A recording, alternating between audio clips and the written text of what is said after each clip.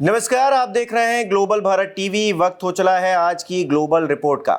जम्मू कश्मीर को पूर्ण राज्य का दर्जा दिए जाने के प्रस्ताव पर उपराज्यपाल ने अपनी मंजूरी दे दी है। 2 दिन पहले ही जम्मू कश्मीर के मुख्यमंत्री उमर अब्दुल्ला की कैबिनेट ने सर्वसम्मति से प्रस्ताव पास किया था और अब दर्जे की गेंद केंद्र सरकार के पाले में जाकर पहुंच गई है। कैसे, समझाएंगे आपको इसकी पूरी कहानी। बात रामपुर की भी होगी, जहां पर आजम खान पर आरोप तय कर दिए गए हैं। क्या है वो मामला, बताएंगे आपको। बहराइच में प्रशासन ने 23 घरों पर बुलडोजर एक्शन के नोटिस चस्पा किए हैं। हालांकि इसमें कुछ हिंदू परिवार भी हैं। अगले 24 घंटे में कुछ बड़ा होने की संभावना भी जताई जा रही है। सुरक्षा के पुख्ता इंतजाम है। आखिर में दिल्ली की आबो हवा पर सियासी नूरा कुश्ती की अपडेट भी आप तक पहुंचाएंगे, लेकिन सबसे पहले बात जम्मू कश्मीर की करते हैं, जहां पर उमर अब्दुल्ला ने अपने चुनावी वादे को अमली जमा पहनाते हुए सीएम बनने के 24 घंटे के भीतर कैबिनेट से पूर्ण दर्जा राज्य को मिल सके, इसको लेकर एक प्रस्ताव पारित करवाया, जिस पर आधिकारिक तौर से उपराज्यपाल मनोज सिन्हा ने भी मुहर लगा दी है। अब प्रस्ताव केंद्र सरकार तक पहुंचेगा और दिल्ली में बैठी मोदी सरकार इस पर अंतिम निर्णय लेगी। दरअसल धारा 370 हटने के बाद जम्मू कश्मीर पुनर्गठन अधिनियम 2019 के जरिए केंद्र ने राज्य को 2 हिस्सों में बांट दिया था। ऐसे में पूर्ण राज्य का दर्जा देने के लिए इस अधिनियम में संशोधन करना होगा। बाकायदा संसद में एक कानून पारित कर पुनर्गठन अधिनियम में बदलाव होगा। ये बदलाव संविधान की धारा 3 और 4 के तहत किया जाएगा। लोकसभा और राज्यसभा से पास होने के बाद अंत में राष्ट्रपति की मंजूरी भी लेनी होगी। इसके बाद ही आधिकारिक तौर पर जम्मू कश्मीर को पूर्ण राज्य का दर्जा मिल पाएगा।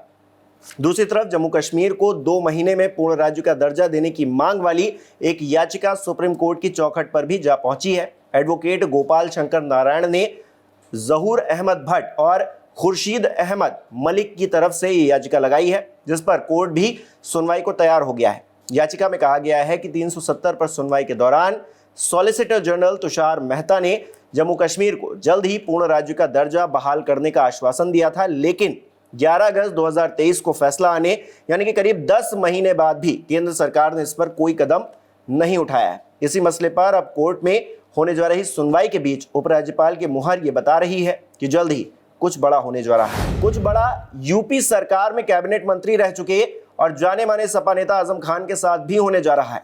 गवाह को धमकाने के मामले में आजम खान पर आरोप तय कर दिए गए हैं।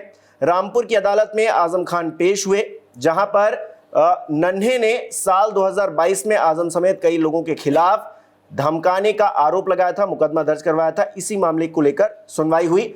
डूंगरपुर कोर्ट में गवाह नन्हे का आरोप है कि कुछ लोग उसके घर आए और सपा नेता आजम खान के पक्ष में गवाही ना देने के लिए धमकाया गया उसे। इसी मामले में आजम समेत करीब 6 लोगों को कोर्ट में तलब किया गया था। आजम खान पर कुल 85 मुकदमे अदालत में विचाराधीन हैं, लेकिन फिर भी काला चश्मा लगाए आजम खान अपने चिर परिचित अंदाज में भौकाल मारते हुए नजर आए। बहरहाल मामले की अगली सुनवाई 24 अक्टूबर को होनी है और तब पता चलेगा कि अंजाम आजम क्या होगा। अपने अंजाम को लेकर बहराइच के कुछ लोग भी परेशान हैं। महाराजगंज के ये वो लोग हैं जिनके घरों पर पीडब्ल्यूडी ने बुलडोजर एक्शन का नोटिस चस्पा कर दिया है। मृतक रामगोपाल मिश्रा के हत्यारे अब्दुल हमीद के घर से लेकर मस्जिद की 4 दुकानों समेत 23 दुकानों पर प्रशासन ने नोटिस चस्पा किए हैं। 23 में से 3 घर हिंदुओं के भी हैं। ये तीनों सगे भाई ननकऊ पप्पू और मून जायसवाल हैं। मून का कहना है कि प्रशासन ने कभी हमें नोटिस नहीं दिया। कल अचानक शाम को 3 दिन में मकान गिराने का नोटिस देकर चले गए। मून की पत्नी जिस घर में बहू बनकर आई थी, वो घर रातों रात फसाद के बाद अवैध हो गया। वहीं नोटिस की दहशत से कई लोगों ने अपने घरों के सामान निकालने शुरू कर दिए हैं। दुकानें खाली होने लगी हैं। मस्जिद कमेटी की तरफ से कहा गया है कि प्रशासन ने 1 साल पहले नोटिस दिया था, लेकिन वो दुकान अब खाली कर रहे हैं।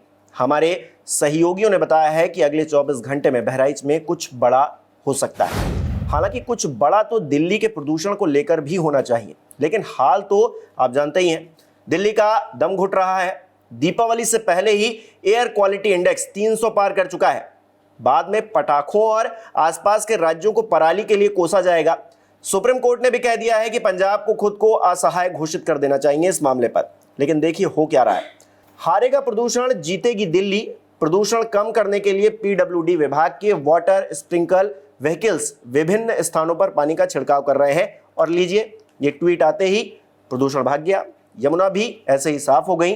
बीजेपी नेता ग्राउंड पर जाकर पूछ रहे हैं कि कहां हैं बड़े बड़े दावे करने वाले केजरीवाल। वो हवा हो, वो पानी हो, प्रदूषण पर होती सियासत से हम सभी प्रभावित होते हैं, लेकिन सियासतदान क्या कर रहे हैं हम सभी के सामने है।